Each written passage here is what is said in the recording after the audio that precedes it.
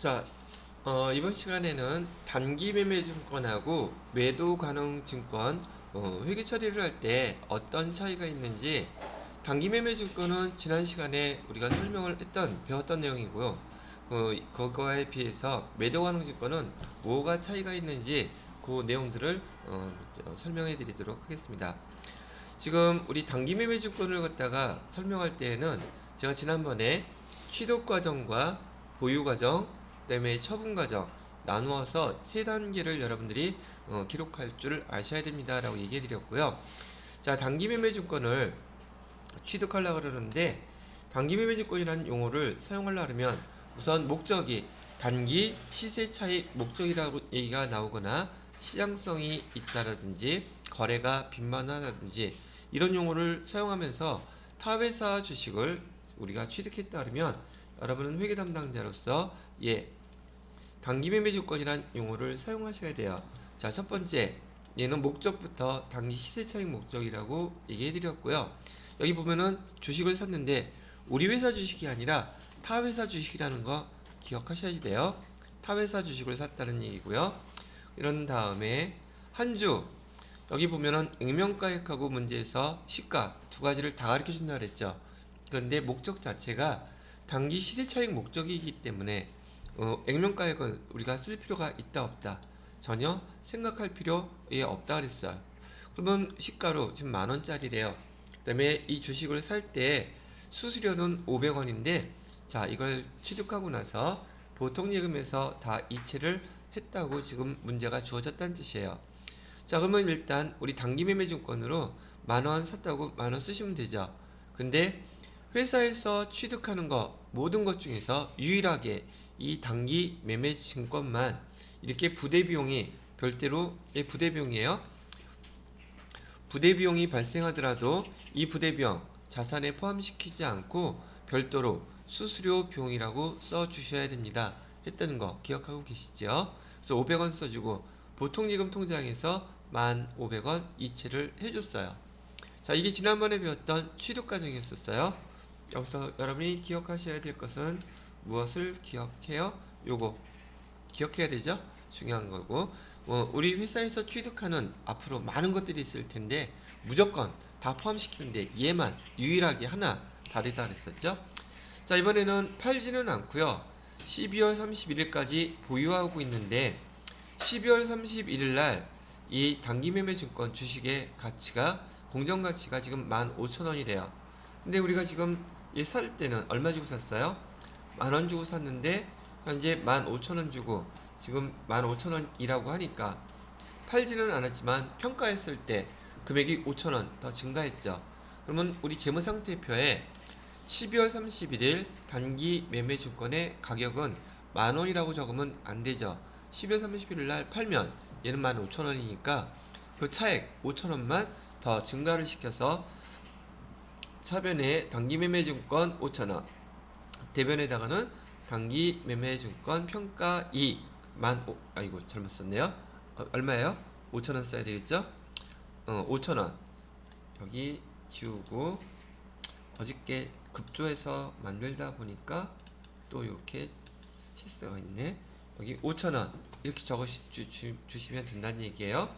자, 그런 다음에 얘 보유하고 있다가 제가 뭐라 그랬었냐면 12월 31일 날 단기 매매 증권을 평가하게 되면 지금 우리가 갖고 있는 주식의 값은 더 이상 10,000원이 아니라 얼마짜리다?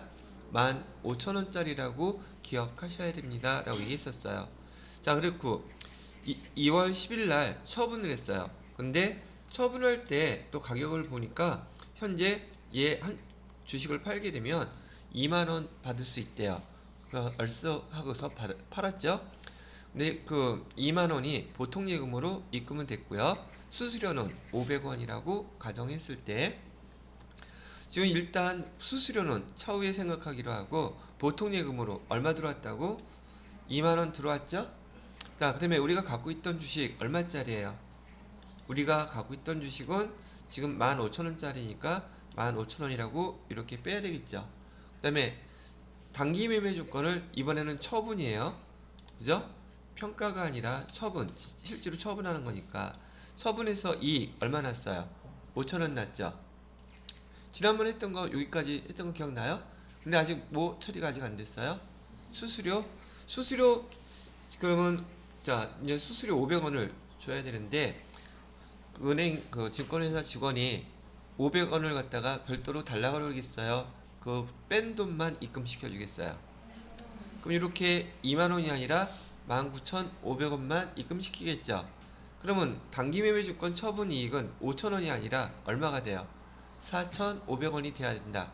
이렇게 여러분이 문제가 길게 나왔을 때는 저는 지금 해당되는 것만 썼기 때문에 짤막짤막하게 나와 있지만 얘가 문제 형태로 주어지게 되면 서술형으로 말로 쭉 나오게 된단 말이에요.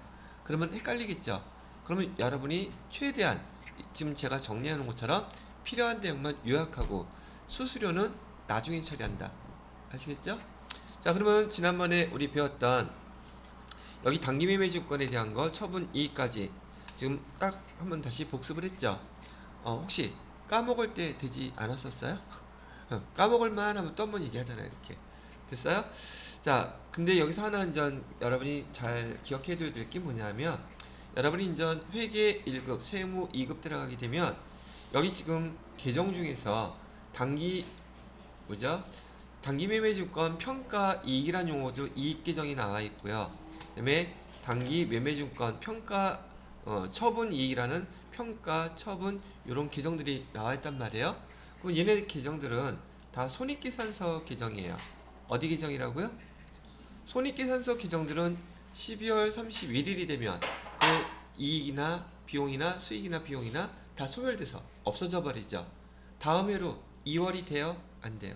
안 되죠. 그걸 끝이에요. 그래서 일단 앞에서 우리가 배웠던 이 단기매매증권 평가이익이나 그다음에 여기 처분 이익은 손익계정의 항목이다. 손익계정은 당연히 당기순이익에 영향을 미치죠. 그죠? 그리고 얘는 영업과 관련이 있는 수익과 비용이에요. 영업과 관련이 없어요. 손익계정 중에서도 얘는 영업 외라는 거, 영업의 수익이나 그다음에 영업의 비용이 든다는 거, 그거 기억하고 계셔야 된다는 얘기예요. 왜? 이제 좀 이따가 매도가능증권을 설명해 드리면 이하고 성격이 다른 게 나오기 때문에 그래요. 아시겠죠? 자, 그러면 단기매매증권은 복습을 이렇게 하고요. 이번에는 여기에서 나왔던 매도가능증권을 설명하겠습니다. 매도가능증권은 취득할 때 수수료 500원이 발생하더라도 얘는 부대비용이라 그랬죠. 부대비용 어디에다 포함시킨다? 취득하는 자산에 포함시킨다. 그럼 매도가능증권이 여기 단기매매증권에서는 1,000원이었지만 매도가능증권으로 하면 얼마예요? 1,500원이 되겠죠.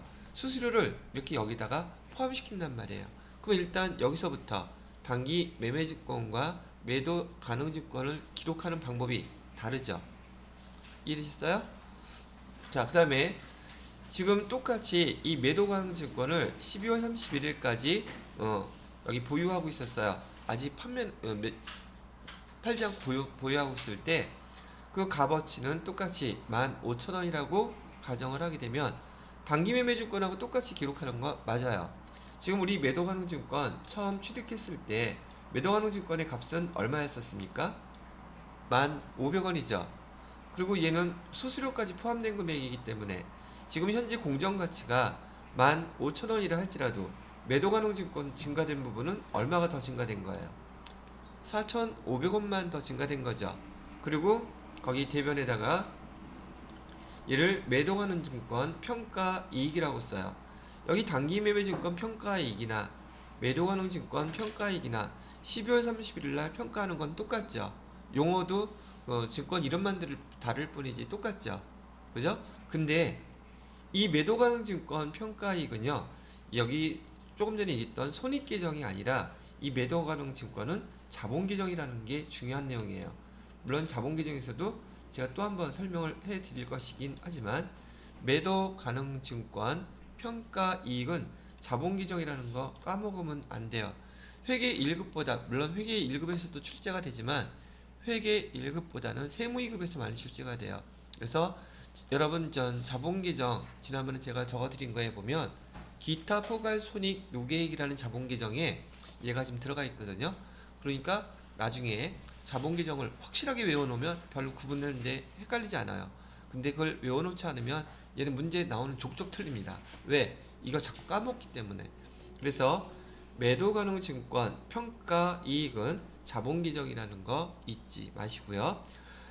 회계 처리하는 방식은 똑같아요. 근데 처음 취득할 때 매도 가능 증권이 1,500원이었기 때문에 지금 매도 가능 증권 공정가치가 15,000원이라 할지라도 그냥 4,500원 차이만 적어주시면 돼요. 자, 얘도 인전 보유하고 있다가 처분을 했어요. 처분할 때 똑같이 2만원이라고 얘기를 한다면 지금 보통예금 통장으로 우리가 받을 수 있는 돈은 지금 2만원을 받을 수 있대요. 그러면 보통예금 통장으로 이렇게 2만원 받는 거 똑같아요. 자, 매도 가능 증권은 얼마요? 얘도 똑같아요. 지금 15,000원이 공정가치였었죠? 그래서 매도 가능 증권 15,000원 이렇게 빼주는 여기까지는 똑같은데 지금 요 밑에 보시게 되면 갑자기 난데없이 매도 가능 증권 평가 이익이 여기 들어와 있어요. 그건 어디서 온 거냐면 자본 계정에 있는 이 매도 가능 증권 이렇게 먼저 매도 가능 증권 평가 이익이나 평가 손실이 있으면 얘를 반드시 먼저 없애줘야지 돼요. 이걸 갖다 우리는 어떤 용어로 쓰냐면 얘는 상계 처리라는 용어로 씁니다. 이렇게 반드시 상계 처리를 해주시고 난 다음에 차변과 대변의 차액을 계산해서 처분 이익이나 처분 손실로 기록하는 겁니다. 그러면 여기 보시게 되면 그렇게 빼놓고 나서 여기 매도 가능 증권 처분 이익은 얼마가 나왔어요? 차변 합계 금액과 대변의 합계 금액 차 9,500원 나왔죠. 그죠? 그러면 왜 얘를 이렇게 빼줘야지 되고 왜 이렇게 상기 처리를 해야지 되는데요? 아까 얘기했던 것처럼 지금 여기 단기 매매증권 평가 이익이나 평가 손실, 단기 매매증권 처분 이익이나 처분 손실, 얘네들은 12월 30일이 되면 다 소멸돼서 없어진다 그랬었죠. 그런데 여기 매도 가능 증권 평가 이익은 자본 계정이기 때문에 자본 계정, 자산 계정, 부채 계정은 계속 이월되죠. 그죠? 그럼 얘를 없애줄 방법이 없어요. 왜? 지금 밑에서 1월 20일 날 매도 가능 증권을 처분했는데도 지금 자본 계정에는 여기 매도 가능 증권 평가 이익이라는 계정이 영원히 계속 이월되겠죠. 그래서 그런 걸 방지하기 위해서 매도 가능 증권을 처분할 때에는 반드시 앞에 12월 31일 날 매도 가능 증권 평가 이익이나 평가 손실 계정이 있으면 반대로 써서 이렇게 없애줘야지 돼요. 그래야지 재무상태표에 남지 않는다는 얘기예요. 그럼 얘하고 없어지기 때문에 자본 계정에서도 얘 없어지겠죠. 그리고 지금 얘 결국 처분하고 있잖아요. 그죠? 그러고 나서 매도 가능 증권 처분이 9,500원 이렇게 기록해 주시는 거예요. 요 과정이 상당히 중요합니다. 그리고 자본 계정에 있는 모든 계정이 원리가 얘하고 똑같아요. 그래서 얘는 자본 계정 설명할 때 그때 반복적으로 몇 번 더 설명은 해드리겠습니다. 얘가 바로 단기 매매 증권과 여기 지금 매도 가능 증권의 차이점이라고 얘기를 하는 거죠. 자, 그리고 이번에는 검산하는 거 가르쳐 드릴게요. 매도 가능 증권의 특징은 뭐냐면 매도 가능 증권 처음에 우리가 얼마 주고 샀어요? 매도 가능 증권 지금 우리 취득할 때 원가가 1,500원이죠. 그죠? 그 다음에 처분할 때 지금 얼마에 처분했어요? 2만원에 처분했죠. 그러면 여기 취득할 때 원가하고 처분할 때 원가하고 차이가 얼마 나요? 9,500원 나죠.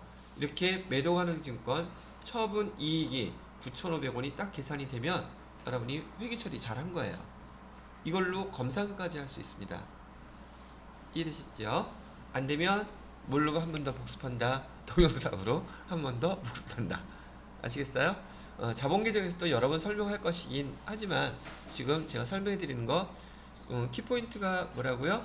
예, 매도 가능 증권에 있는 평가 이익을 대변으로 이렇게 상기 처리해서 없애고 만약에 그 매도 가능 증권 평가 손실은 차변에 만약에 있었다면 상기 처리한다면 어디로 써줘야 되겠어요? 얘는 대변으로 이렇게 없애줘야 돼요. 그래서 상계 처리돼서 없어지도록 이렇게 처리해라. 이유는요, 여기 매도가능증권 평가손익은 자본규정이기 때문에 그래요. 자본규정은 영원히 이월되기 때문에 없애주지 않으면 이렇게 처분할 때 또는 재평가할 때 반드시 먼저 없애주고 그 차익을 계산하셔야 된다는 얘기예요. 아시겠죠? 자, 이렇게 설명을 해드리고 또 시험 문제 하나 이제 더 설명해 드릴게요. 조금 전에 설명해 드렸던 단기매매증권의 단기매매증권 평가이, 단기매매증권 그 처분이 얘는 다 손익계정이라고 그랬었어요. 근데 여기 매도가능증권 평가이 얘는 자본계정이라고 그랬었죠. 그죠? 근데 얘도 마찬가지로 끝에 계정에 매도가능증권 평가이, 평가손실 이렇게 기록이 된단 말이죠. 매도가능증권 평가이 또는 평가손실로 기록이 되기 때문에 얘네들 계정을 여기 매도가능증권 여기 처분이익도 있죠. 여기 매도가능증권 처분이익 처분이익은 여기다 이렇게 써야 되겠다. 매도가능증권 처분이익도 손익계정이에요. 영업의 수익이나 비용인 거, 영업의 수익이나 비용이고요. 근데 뭐만 다르다고요? 여기 매도가능증권 여기 평가 이익 손익 요거만 달라. 얘는 자본계정, 나머지 세 가지 계정은 손익계정. 그러면 네 개를 섞어놓고 여러분들한테 성격이 다른 거 찾으세요. 시험 문제 나왔어요. 기출문제 다 있어요.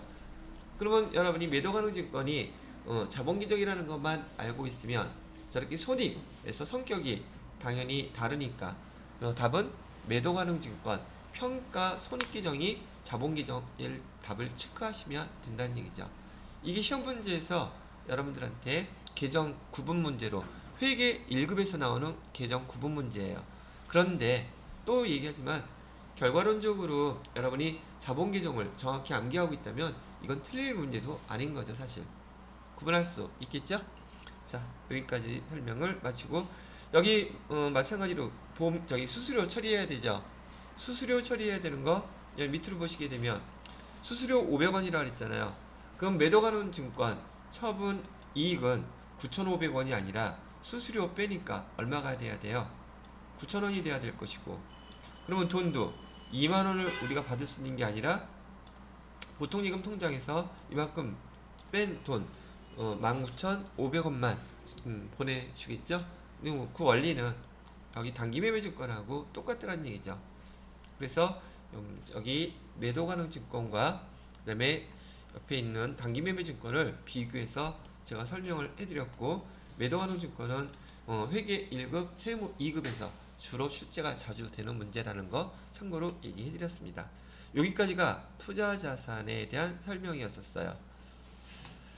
자, 이번에는 두 번째 계정이 뭐예요? 투자자산 끝났으니까 유형자산을 설명해 드려야 되겠죠? 자, 유형자산 넘어갑니다. 자, 유형자산을 보시게 되면 유형자산은 사용목적, 영업용, 업무용 이런 용어로 쓴다 그랬었고요. 그 다음에 여기 종류에는 토지, 건물, 차량 운반구, 비품, 기계장치, 구축물 또는 건설 중인 자산. 건설 중인 자산은 우리 안 배웠었는데 이 건물인 경우에는 건물을 외부로부터 완성된 건물을 사면 우리 그냥 건물 이렇게 쓰시면 돼요. 그런데 꼭 우리가 건물을 저기 외부에서 사는 법이 있어요. 우리가 지을 수도 있잖아요. 그러면 건물 사옥을 사용하기 위해서 건물을 짓는다면 그 계정 이름을 우리 뭐라고 쓴다고요? 건설 중인 자산이라는 용어로 이렇게 쓰시면 돼요. 이해되셨지요? 자, 그래서 건설 중인 자산 이렇게 쓰시면 되겠고요. 자, 그 다음에 유형자산은 우리가 이제 사용 목적으로 우리 계정 암기할 때도 지금 여러분 머릿속에 어떤 회사 하나 사진으로 땅 찍은 것처럼 기억해 놓고 눈에 보이는 것들, 회사 이름 보편 사옥 있죠? 규모가 좀 있다고 생각하면은 사옥, 걔는 건물이죠. 그 땅 위에 사옥이 있겠지 공중에 떠 있지는 않겠죠? 그러면 토지하고 건물은 머릿속에 자연히 떠올릴 수 있을 것이고, 주차장에는 뭐가 서 있겠어요? 거기에 뭐 우주선이 서 있을 리는 없겠죠? 그러면 거기 차량 있으니까 차량 운반구, 그 다음에 로비에서 들어가면서부터 더울 때는 에어컨, 그 다음에 추울 때는 뭐 온풍기, 그 그런 거 장비들 냉난방기를 갖다가 컨트롤할 수 있는 기계 장치들이 있겠죠. 뭐 그런 거. 그다음에 로빗도 뭐 있어요? 거기 LED, TV 같은 거 등등 하는 거 있죠. 그 뭐라고 불러요? 비품이라고 부르죠. 이렇게 사진 하나 찍어 놓고선 거기에 그런 것들이 다 우린 뭐라고 부르더라? 유형 자산이라고 부르더라. 되셨겠지요? 그리고 그 건물 옆에 또 건물 하나 짓고 있어. 그러면 그건 뭐라고 쓴다? 건설 중인 자산 쓰면 되죠. 제가 저기 거기 혁신동에 사는데 그 옆에 그 무슨 거기 관공서들 많이 들어와 있죠. 근데 공터가 되게 넓은 것들이 아직 많이 남아 있고 또 열심히 뭐 짓고 있어. 그럼 그건 뭐라고 써야 된다? 회계 담당자라면 건설 중인 자산 이렇게 쓰시라고요. 아시겠습니까? 아 근데 이거 쓰는 거 한번 가르쳐 주는 게 좋겠다. 왜냐하면 우리 갈 때 또 여러분들이 많이 가야 되니까. 그럼 건설 중인 자산은 어떻게 사용하느냐면 이렇게 사용하세요. 자, 우리가 지금 건물을 지으려 그러면 건설회사하고 계약을 해야 되겠죠. 그죠? 건설하고 회사하고 계약하면서 건물 저기 얼마짜리에 어떻게 지어달라고 계약하면은 계약금을 줘야 돼요. 근데 우리 계약금 주면은 뭐라고 쓰기로 배웠었어요? 계약금. 선급금이라고 쓰기로 했죠. 근데 이렇게 건물 지을 때 계약금 또는 착수금이라고 나가게 되면 걔는 저기 선급금이라고 쓰는 거 아니에요. 선급금이라는 용어는 재고자산을 취득할 때 계약금일 때 선급금 쓰는 거예요. 이런 얘기 처음 들어보는데요. 아이, 우리 배울만큼 배웠잖아. 뭐 하나씩 새로운 것도 좀 더 추가해야 되지. 자, 그래서 여기 계약금은 계약금인데 건물을 짓기 위해서 건설사하고 계약을 했을 때 차변에 뭐라고 쓰냐면 계약금 주는 이유가 뭐예요? 건물 짓기 위해서. 건물 지었어요? 안 지었어요?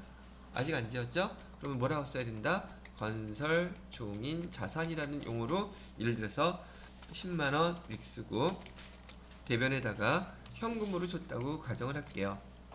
현금 10만원 이렇게 써주시면 됩니다. 자, 근데 이 계약금을 이렇게 다른 말로 우리 계약금 또는 착수금이라고도 불러요. 착수금. 보통 착수금은 용역 거래일 때 주로 많이 쓰는 용어예요. 근데 여튼 건설할 때 이렇게 계약금, 착수금 이렇게 쓰면 되신다고 얘기를 해드리는 것이고요. 자, 그런 다음에 이 건물을 짓기 시작하게 되면은 건설회사한테 우리 보통 우리 부동산 거래할 때 중도금이라는 거 주죠. 중도금. 중도금은 건물 지을 때 예를 들어서 10% 진행되면 얼마. 계약서에 물론 다 계약을 해놨을 거예요. 그 다음에 20% 진행되면 얼마. 그 다음에 50% 진행되면 얼마. 이렇게 돈을 중간중간 주기로 걸 우리는 저기 중도금이라고 부르죠.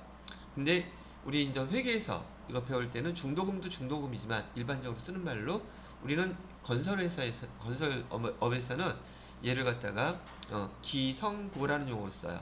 뭐라고 쓴다고요? 용어도 처음 들어보는 거긴 하겠지만 기성고라는 것은 건물이 먼저 완성된 기준에 따라서 돈을 얼마 지급하기로 계약해놨다는 거 얘기를 하는 거예요. 그러면 얘도 건물을 지을 때 보통 하루 이틀 걸리는 게 아니니까 중도금도 진행 단계에 따라서 여러 번 나누어서 나가겠죠. 그래서 첫 번째 청구할 때 얘를 1차 기성고라는 용어로도 쓰고요.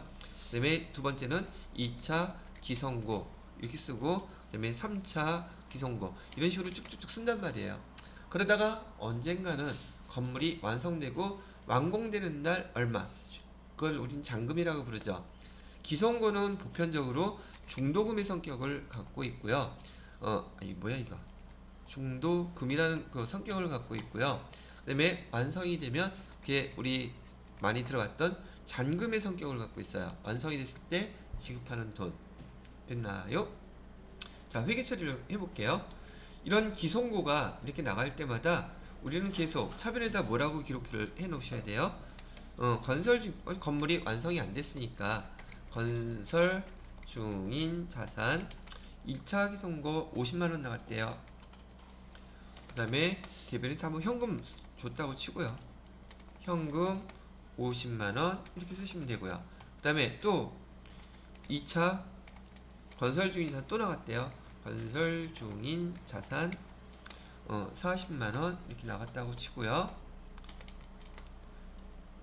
대변에 또 현금 40만 원 이렇게 했고, 지금 이 건물이 얼마짜리 건물이었었느냐면 예를 들어서 200만 원짜리 건물이었었고, 건물이 완공되면 나머지 금액 100만 원을 지급할게요 라고 계약을 했다고 치자고요. 자, 그러면 지금 이 상태로 나간 다음에 이 건물이 완성이 됐어요. 완성이 됐다 그러면 우리 돈 얼마를 지급해야 돼요? 100만 원은 지급해야 되겠죠. 그 100만 원도 현금으로 지급했다고 가정을 할게요. 근데 지금 현재 입장은 지금 여기 건물 완성됐다면서요. 그럼 차변에 건물은 얼마짜리로 완성이 된 거예요? 건물은 200만 원짜리죠 지금. 그죠? 우리 지금 100만 원 더 줄 거 있잖아요. 그래요 안 그래요? 그죠? 그러면 이 회사 입장에서 지금 돈 지급해야 되는 건 건설회사에다가 현금 얼마만 더 지급하면 거래가 끝나게 돼요. 100만 원만 더 주면 거래는 끝났죠. 근데 차변하고 대변 금액 안 맞잖아 지금. 어떻게 할래요?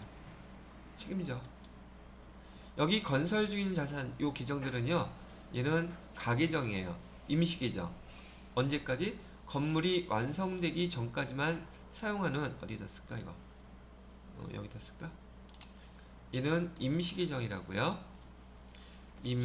임시계정이어서 지금 총 건설 중인 자산으로 나간 금액이 얼마인가요? 100만 원이죠. 그러면 얘는 차변의 자산으로 있다가 건물이 이제 완성이 됐으니까 얘를 똑같이 다 없애줘야 되겠죠.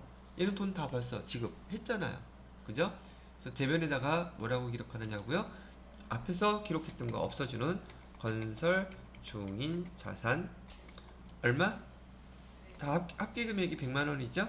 100만 원 이렇게 써주게 되면 지금 밑에 있는 이 건설 중인 자산 금액하고요,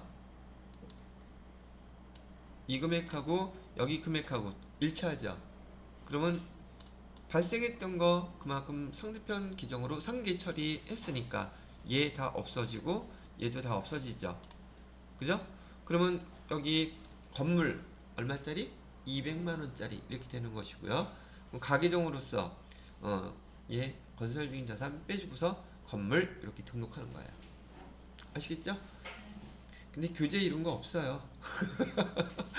없는데 여러분 이해하시라고. 근데 나중에 언젠가 배우셔야 되고 할 줄 아셔야 되잖아요. 또 문제도 나오고 등등 할 때 건설 중인 자산의 뜻이, 계정 처리가 어떻게 되는지 한번 이해시켜 드리려고 여기 용어들도 좀 이번에 처음 배운 것들도 나왔죠. 기성고라는 말. 기성고라는 말도 교재에 거의 나오지 않아요. 근데 여러분 여기 지역에서도 건설회사가 있죠. 여러분이 건설회사 들어가지 말란 법 있어요? 거기서 쓰는 용어들이에요.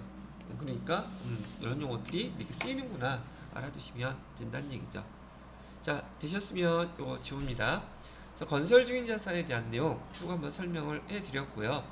자, 그 다음에 유형자산에서의 문제는 뭐냐면, 첫 번째, 유형자산도 단기매매증권이나 아까 배웠던 매도가능증권처럼요, 단계를 세 가지를 구분해서 여러분이 아셔야 돼요.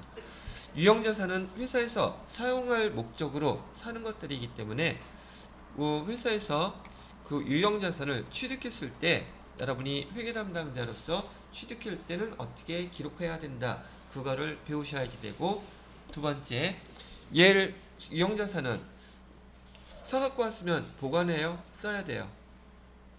다시, 유형자산은 사갖고 왔으면 사용해야 돼요? 써야 돼요? 유형자산의 목적이 뭐라 그랬어요? 사용 목적이라며, 그러면 사용할 때 발생하는 내용들, 사용할 때 돈 지출이 되는 것들, 그거 기록할 줄 알아야 되겠죠. 유형자산을 취득하고 그 다음에 유형자산을 사용할 때 발생하는 그 비용들에 대해서 회계 처리할 줄 아는 걸 배우셔야 되고요. 세 번째, 얘 사용하다가 어느 순간이 되면 처분해야 되겠죠. 처분할 때도 있겠죠. 그러면 얘를 갖다가 처분할 때는 이 유형자산을 회계 처리 어떻게 기록을 하는지 이 세 가지 단계에 나누어서 여러분이 기록을 배우시면 거의 빈틈없겠죠 일단. 그래서 유형자산의 취득과정과 유형자산의 사용과정, 유형자산의 처분과정, 이 세 가지 중에서 첫 번째 취득과정부터 설명합니다. 유형자산의 종류는 지금 여기 설명드렸던 거 얘를 갖다가 참고하시면 되겠고요. 첫 번째 이슈는 뭐냐면 지금 여기 취득과정이라는데, 그러면 우리가 취득하는 유형자산의 값어치를 얼마로 기록해야 되겠느냐는 하는 문제예요. 자, 하나 예를 들어 볼게요. 지금 우리가 취득하려는 지금 이 토지 10만원짜리래요. 그러면 우리가 회사에서 토지를 사용하려고 할 목적으로 산다고 하면 당장 10만원이란 돈은 지급을 해줘야지 되겠죠. 그죠? 이건 쉬울 거 아니에요. 여기 사변에 토지 10만원 주고 샀다 그러면 토지 10만원 이렇게 쓰면 되고, 그래요. 이 현금으로 줬다고 쳐요. 현금 10만원 이렇게 기록하면 됐잖아요. 근데 토지 살 때 10만원만 주면 토지 내 거 되나요? 아니죠. 보통 이런 유형자산 토지나 부동산 취득하게 되면 세금 내래. 그 세금의 명칭은 취득세, 등록세 두 가지예요. 근데 국가에서 또는 지방자치단체에서 이렇게 세금 내라고 등등 돈이 오게 되면 우리 세금과 공과라고 쓰는 개정 배웠었죠. 그럼 이게 세금이니까 세금과 공과라고 써야 되는 거 아니에요? 이렇게 생각할 수 있단 말이죠. 근데 만약에 토지를 안 샀다면 이것도 세금 낼 필요가 없죠. 그러면 이 세금은 왜 내는 거예요? 토지를 샀기 때문에 내는 거잖아. 그래서 앞에서 우리가 배웠던 내용대로 얘는 토지를 샀기 때문에 부수적으로 발생한 비용이다. 그래서 얘는 부대 비용이 되는 거예요. 그러면 부동산 샀으면 부동산 중개사 거기 수수료 줘야 되겠죠. 그죠? 그러면 부동산 중개 수수료는 또 왜 내요? 얘도 토지 샀기 때문에 소개받아서. 그럼 얘도 토지와 관련된 부대 비용이 되겠죠. 이 부대 비용 이렇게 또 생겼고, 또 마지막 하나 토지를 샀는데 우리가 이 토지를 지금 주차장으로 이용하려고 샀어요. 근데 그 토지에 나무도 있고 돌도 있고 기존에 사용하던 건물도 있어요. 얘네들 어떻게 해야 돼요? 싹 다 없애야 되겠죠. 그럼 누가 해요 이거? 직원들 주말에 불러내? 사업하고 호미, 곡괭이 없애라 그래? 그러면 그 업체에다가 또 대행을 맡기게 되면 그 업체에서 해주고 나서 돈 달라고 그러겠죠. 토지 정지비의 뜻은 토지는 알죠? 정지라는 뜻은 멈춰, 그게 아니라 여기서 얘기하는 것은 정리한다 할 때 정자예요. 지자는 땅지자. 그럼 땅을 정리하는데 사용할 수 있게끔 정리하는데 발생하는 비용, 그 청구한 거예요. 그러면 이런 청구서를 여러분이 받았어요. 그럼 여기에 토지란 말이 들어가 있어요? 안 들어가 있어요? 전혀 안 들어가 있죠. 근데 여러분은 뭐라고 기록해줘야 돼요? 이 토지라는 자산을 취득하는데 발생한 부대 비용이기 때문에 다 뭐로 기록하라는 뜻이에요? 토지라고 기록하라는 뜻이에요. 어떻게 해요? 이렇게 해요. 지금 이 부대 비용 다 합쳐서 얼마예요? 5만원? 그럼 토지 5만원 이렇게 기록하라고요. 됐죠? 현금 또 5만원 뭐 냈다고 치고 5만원 아닌가 본데? 사기쳤구나. 우리는 수시로 사기를 당하면서 이렇게 살아요. 그죠? 토지 얼마라고 쓰시면 된다고요? 2만원. 그럼 토지의 값은 얼마입니까? 12만원. 그래서 토지의 값이 이렇게 12만원으로 기록이 되는 거예요. 자, 여러분 전 자격시험 문제에서는요, 이렇게 영수증들, 취득세와 관련된 거, 그 다음에 등록세와 관련된 거, 그 다음에 중개수수료 관련된 거, 영수증을 별개로 보내줘요. 그리고 지금 토지 취득과 관련된 중개수수료 2,000원 현금으로 지급했습니다. 자, 분개해보세요. 그러면 대변에다가 현금 쓰면 되겠지만 차변에다가는 수수료 비용 쓰는 사람도 있겠죠. 근데 이거 취득원가가 부대 비용이 어떤 건지를 모르면 10중 8구 그렇게 쓸 가능성이 높죠. 그러니까 이런 개정 처음 유형자산과 관련돼서는 취득원가가 어떤 것이냐 구분하는 게 상당히 중요하다는 얘기죠. 아시겠어요? 여러분 전 회계 2급, 회계 1급 때 이런 관련된 시험 문제 많이 접하시게 될 겁니다. 자, 그래서 이번에는 토지만 이렇게 취득세, 등록세네요? 아니요. 건물도 취득세, 등록세 똑같이 내요. 부동산 중개 수수료까지도. 그다음에 차량 운반구 사게 되면 걔도 취득세, 등록세 있어요. 다 뭐로 포함시켜서 쓴다? 취득하는 자산의 이름으로 써주시란 얘기예요. 되셨어요? 자, 그 다음에 여기 기계장치 한번 볼게요. 기계장치는 취득세, 등록세 이런 거 없어요. 기계장치는 말고, 자, 기계장치를 샀는데 기계장치 우리 제품을 생산하기 위해서 쓰는 기계예요. 근데 설치를 해놓고서 얘가 제대로 작동이 되는지 안 되는지 한번 돌려봐야 될 거 아니에요. 근데 그거 시운전하는데, 그걸 시운전이라 그래요. 시운전하는데 경유가 100만원어치 필요하대요. 그럼 100만원어치 경유 사갖고 오겠죠. 현금 주고 사갖고 왔어요. 영수증도 있겠죠. 여러분이 경유 100만원어치 사갖고 들고 올래요? 어디선가 갖다 주고 영수증만 받겠죠. 그럼 영수증 받았으면 회계 처리해야 될 거 아니에요. 그죠? 뭐 사왔다 그랬었어요? 경유. 그러면 현금 줬으니까 대변에 현금 100만원 쓰면 되죠. 차변에 뭐라고 쓸래요? 경유 사왔는데, 이것도 기계장치라고 지금 설치하면서 기계장치라는 걸 갖다가 사갖고 오고 얘가 지금 완성이 됐어요, 안 됐어요? 취득 과정이 아직 완성이 안 됐어요. 왜? 시운전 아직 안 해봤기 때문에. 원래 시운전까지 해봐야지 얘가 완성이 되고 취득 과정이 끝나는 거야. 됐어? 오케이. 이제 우리가 사용할게. 이렇게 된다는 얘기죠. 시운전은 사용이다 아니다. 사용하는 게 아니에요. 테스트하는 거니까. 그러면 이렇게 시운전할 때 지금 경유 사온 거 얘도 마찬가지로 기계장치에 대한 부대 비용이에요. 그러면 차변에다가 뭐라고 쓴다? 기계장치 샀으니까 기계장치라고 쓰라는 얘기예요. 이해되셨어요? 여기까지. 그래서 지금 취득과 관련돼서 여러분들한테 여러가지 설명을 지금 많이 해드렸죠. 이런 게 부대비용이라고 부르는 용어들이랍니다. 그러면 취득하는 장치로 이렇게 사용해서 기록을 해주세요. 됐나요? 자, 이렇게 우리가 이제는 뭘 취득했어요? 유형자산들을 취득하는 원가, 기록하는 방법 해봤죠? 그러면 이제 취득했으면 이제부터는 여러가지 설명하는 것보다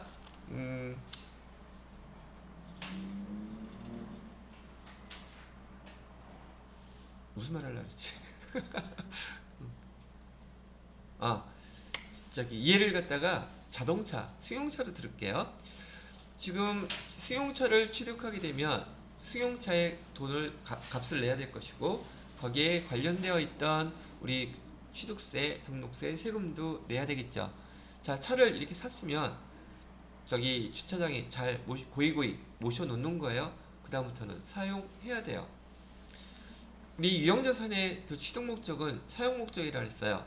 이렇게 취득 과정에서 취득한 것들이 취득이 됐으면 그 다음에 이제 사용해야 되죠. 자, 그러면 예를 들어서 차를 사용할 때 비용도 발생할까요? 이제는 돈 더 이상 들어갈 일이 없을까요? 이거 이제 사용할 때도 돈 발생하죠. 비용들이 발생한단 말이에요. 그래서 지금 조금 전에 제가 얘기 드렸던 것처럼 얘는 취득 과정에 해당되는 것이고요. 여기서부터는 취득하고 난 다음에 이제 사용 과정, 사용하면서 다음과 같은 것들이 발생을 할 거예요. 다음과 같은 비용들이 발생을 하게 될 때 여러분들은 이렇게 그걸 구분해서 기록을 해 주셔야 된다는 얘기예요. 자, 일단 첫 번째 이슈는 뭐냐면요, 자본적 지출과 수익적 지출을 구분하는 게 사용 과정에서 발생하는 첫 번째 여러분들의 이슈랍니다. 그러면 자본적 지출이다, 수익적 지출이다 이런 용어를 얘기를 하는데 도대체 뭐가 자본적 지출이고 뭐가 수익적 지출인지를 구분을 할 줄 알아야 된다는 얘기예요.